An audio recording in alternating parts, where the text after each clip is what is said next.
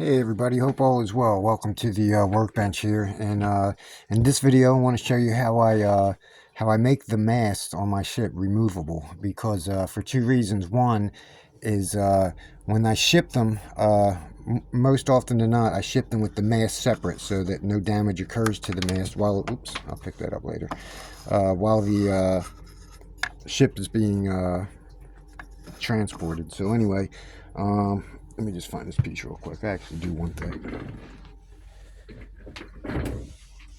Alright, forget it. So anyway, I'll show you the there's a couple tools you might want to use if you want to do it this way. I'm bring it into focus a little bit. Matter of fact, I want to tilt this camera a little bit down.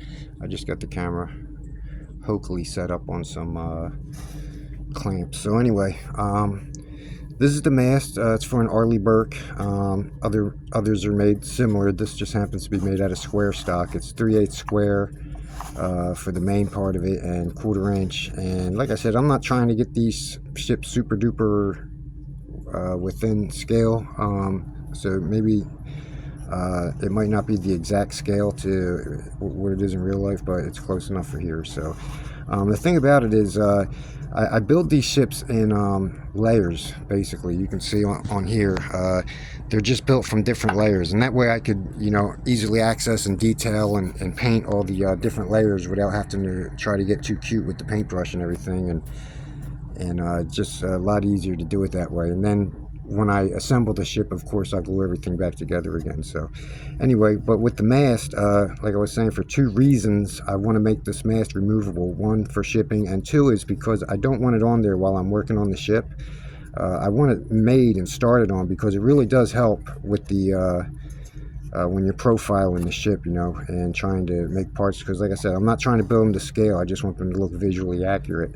So on the bottom of the mast, as best as I could, I drilled into the center as well as I could, also 16th inch holes, and then using a toothpick, I used a toothpick to make dowel rods. So there's 3 holes that the mast is going to fit into. Now for this part here, this is glued onto the top of the bridge, and the bridge, I usually try to build the bridge in 2 pieces so I can keep the glass separate. So this bridge comes apart where I've done the same thing, where I've added 2 pegs to the bottom half of the bridge, so that way I can paint this part gray. I don't have to worry about trying to get tricky. And then this part, these will be the windows, this area here. So that way it's a lot easier to paint these windows. I got to mask them off and all that stuff, so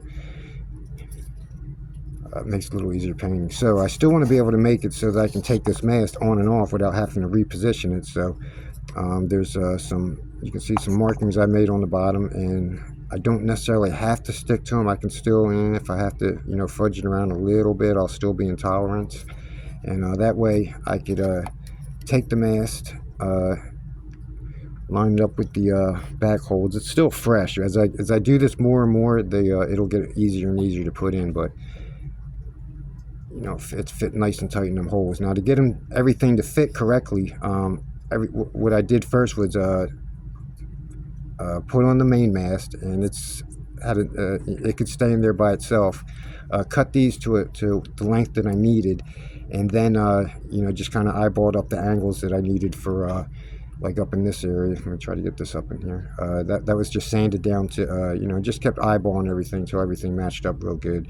I don't know what the angles were that I used, but it was just, like I said, I just kind of matched it up there and made a pencil mark, and that was that. And then make 2 of them.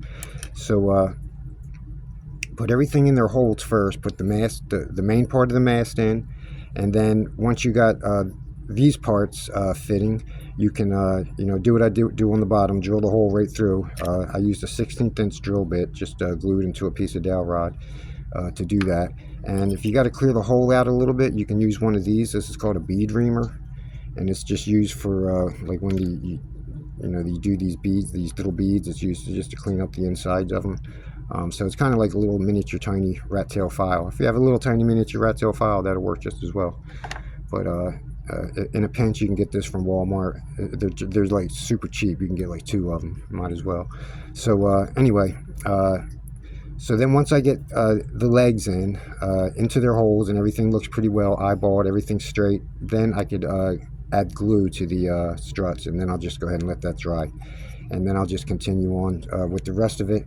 I'll be using, for all the spars and yard arms and stuff, I'll just cut down these popsicle sticks and whatever else I need to make the rest of the mast. And so now that I have it like that, I could just take the phone off the thing. I could just go ahead and put it back on the ship. And like I said, once I get to the side view, you'll see how it helps a lot to help build the rest of the ship. So there's the ship when you look at the whole side of it. And the mast, I believe I made it at about a 15-degree angle. These ships are very angular. So I'll make another video maybe, or take some more pictures on building the rest of the mast. You know, there's still quite a bit to do, and like I said, it needs a whole bunch of things. I've been just copying straight off the last one I built, so it'll look very similar. So that's what's going on. That's how I like to put masts together. If I know that this ship is being picked up in person, I'll just go ahead and glue the mast on permanently before it even leaves the house. You know, I can put all the strings on the yard arms with the flags and everything, and you won't have to worry about assembling it. But if the ship has to be shipped off and packaged, that's when I'll have to ship the mast separate. So that's it for now, folks. Hope this helped anybody. If you found it interesting, that's cool. Leave a like, subscribe, whatever you do on YouTube, and I'll talk to y'all later. Bye bye.